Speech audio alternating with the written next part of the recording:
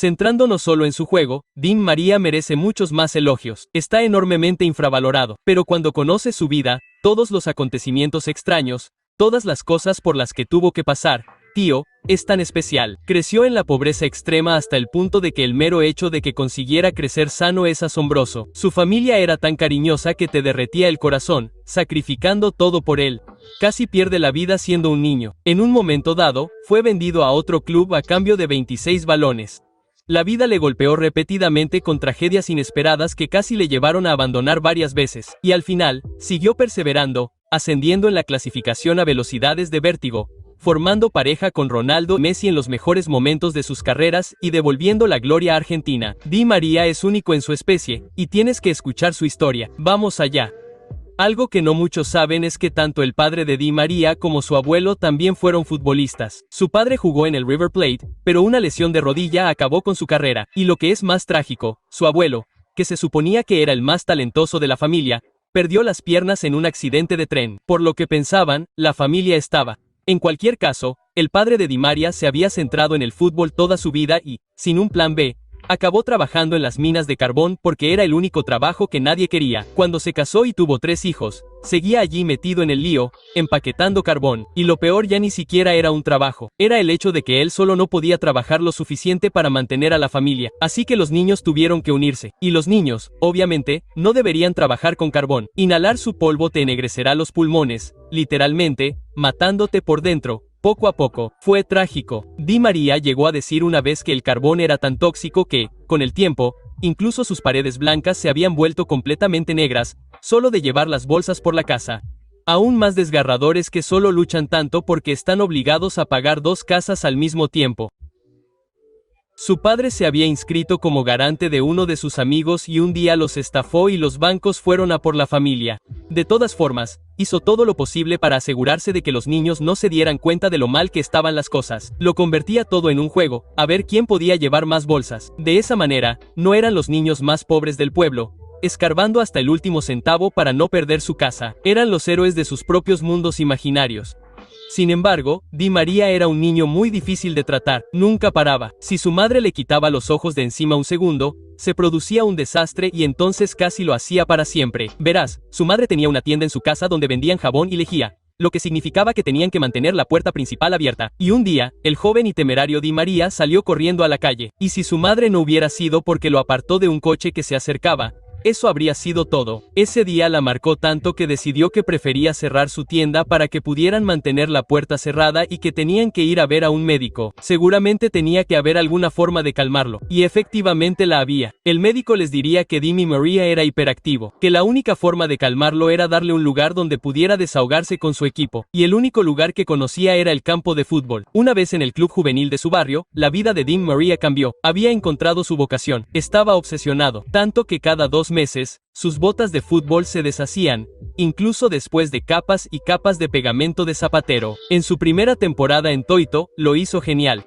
64 goles allí mismo. Antes incluso de que terminara la temporada, ya lo estaban llamando para una entrevista en la radio, pero era tan tímido que se limitó a asentir y decir que sí. No fue precisamente una entrevista emocionante, pero supongo que lo fue lo suficiente para Joario Central, que llamaría a su puerta. En realidad, fue una situación graciosa. Su padre era hincha de los News Old Boys, y su madre era hincha del Usario, así que fue duro. El padre siguió intentando convencer a su hijo para que no vistiera la camiseta del club rival, pero no importaba. Su madre estaba encantada, e incluso cuando él argumentó que no tenían coche y que el estadio estaba a 13 kilómetros de distancia, la madre insistió en que lo llevaría en bicicleta hasta allí en cada entrenamiento. Y así lo hizo.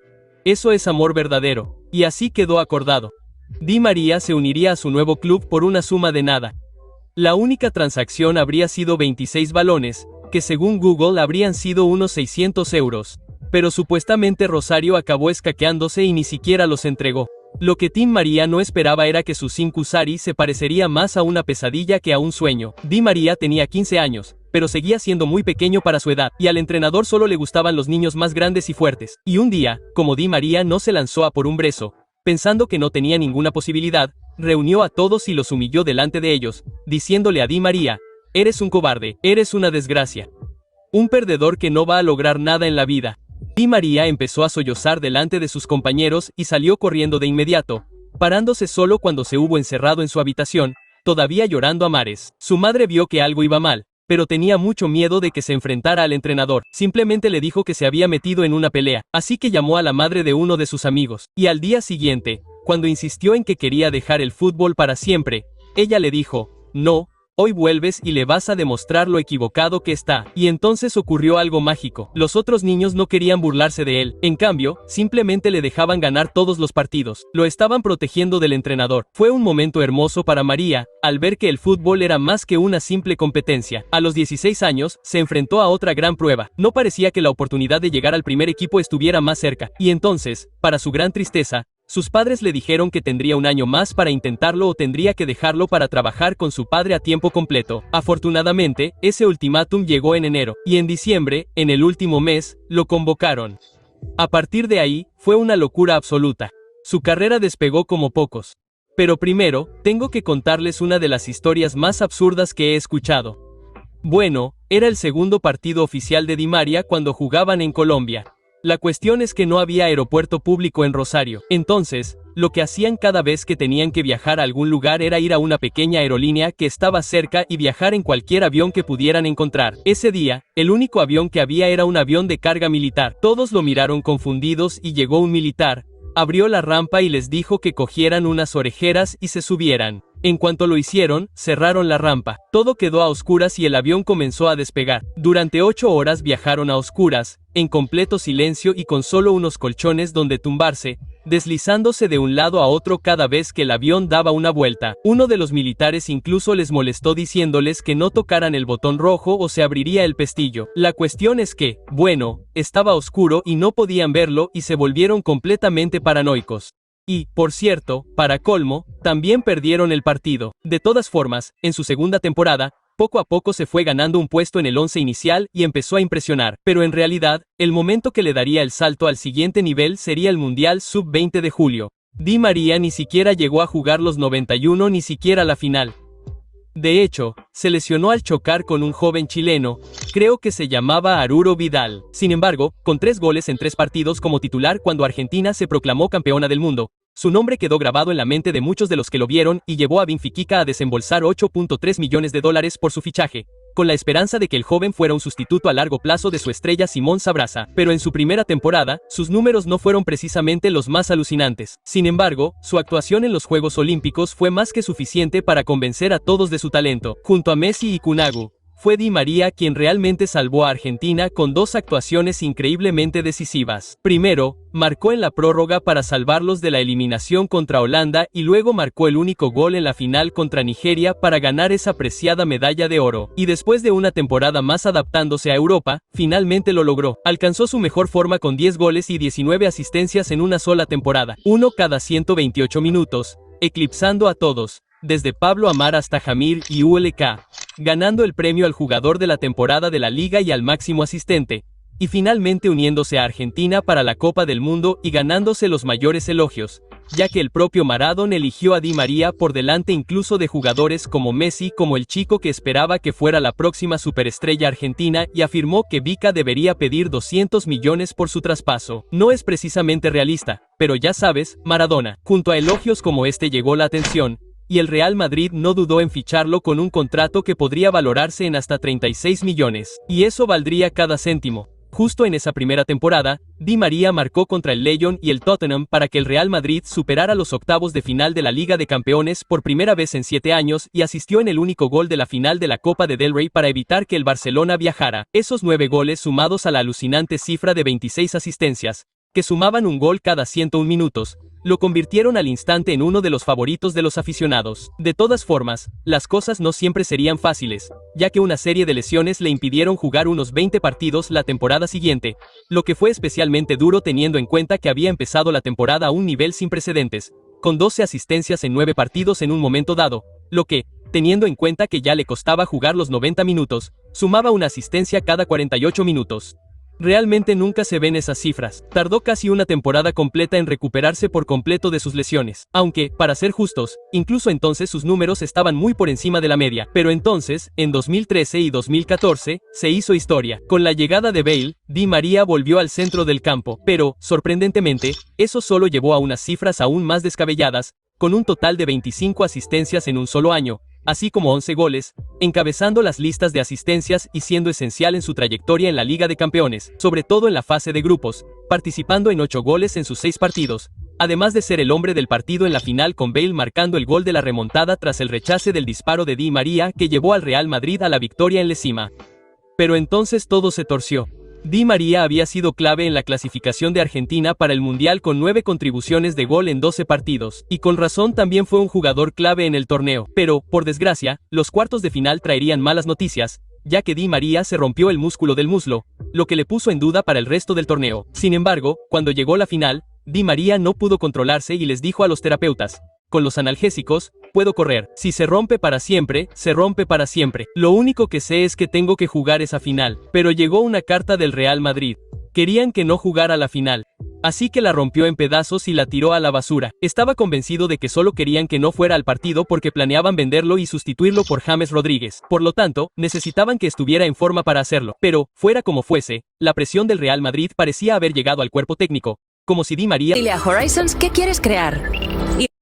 Así que la rompió en pedazos y la tiró a la basura. Estaba convencido de que solo querían que no fuera al partido porque planeaban venderlo y sustituirlo por James Rodríguez. Por lo tanto, necesitaban que estuviera en forma para hacerlo. Pero, fuera como fuese, la presión del Real Madrid parecía haber llegado al cuerpo técnico. Como si Di María se hubiera echado a llorar, rogándole a su entrenador que le diera una oportunidad, y nunca fue convocado para jugar, incluso cuando Argentina acabó perdiendo el partido. Y finalmente diría: la gente solo ve el resultado, 1-0. No ven las paredes negras de la casa de mi infancia. No ven a mi madre remando hasta cada entrenamiento. Incluso cuando ganamos, me ven con mi hija en brazos y sonriendo con un trofeo de la Liga de Campeones. Pero no sonrío porque hayamos ganado. Sonrío porque solo 2 meses antes, mi hija nació prematura con tubos y cables conectados a ella. Sonrío porque pude tenerla en mis brazos. Tras todo esto puede que esté enfadado con el Real Madrid por todo lo ocurrido. Fue él quien les puso fin a la petición de traspaso y pronto se marcharía al Manchester United por hasta 90 millones de euros, el jugador más caro de la historia del fútbol inglés. Sin embargo, con una camiseta con el número 7 maldito a la espalda, no es de extrañar que acabara atravesando la temporada más dura de su carrera. Al principio, con 9 aportaciones de gol en 10 partidos, las cosas parecían ir bien, pero tras una lesión en el isquiotibial, sus números bajaron y tras una sola temporada, ya se veía como un fracaso estrepitoso. Seguro que ahora, echando la vista atrás, para muchos es evidente que aquello no fue una caída en desgracia. De hecho, parecía más bien que Louis van Gaal le había empujado por un precipicio. Quiero decir, el delantero Di María seguro que no. Una impresionante Copa América durante el verano con 3 asistencias y 2 goles confirmó que, efectivamente, la época de Di María en el candelero no había terminado. Y aunque Argentina perdería sorpresivamente el último partido ante Chile, sus actuaciones no solo serían suficientes para garantizarle un traspaso al PSG, sino también para asegurarse de que lo traspasaran por una cifra récord, la segunda más alta en la historia de la liga, superada solo por Edinson Cavani. Está claro que no está mal para ser un fracaso. En Francia, disfrutó de momentos más tranquilos. En el ámbito nacional, son los reyes. Imagínate que en ese primer año se llevaron los 4 trofeos nacionales con Di María aportando un gol cada 3 partidos, dio 2 asistencias y un gol, y al final, volvieron a perder contra Chile en la final en los penaltis. Fue desgarrador. Esto, seguido de un segundo puesto en la liga, podría parecer un aviso de que se avecinaban tiempos oscuros, pero en cambio el PSG se gastó 400 millones en Mbappé y Neymar. Y así, una vez más, se llevaron los 4 trofeos nacionales. Pero los trofeos nacionales ya no eran suficientes. Habían batido récords de fichajes en incontables ocasiones. Eran tan superiores que los partidos de liga parecían más una obra de caridad. Si querían demostrar su valía, tenían que ganar la Liga de Campeones. Y en 2020, Di María, Neymar y Mbappé estuvieron en su mejor momento y se combinaron para una actuación increíble. Entre los 3, sumaron 28 participaciones en goles en los 11 partidos que componían la temporada de la Champions de ese año. Arrollaron a todos, desde el Real Madrid hasta el Dortmund y el Leipzig. Formaron un trío formidable que se entendió impresionantemente bien, en mi opinión,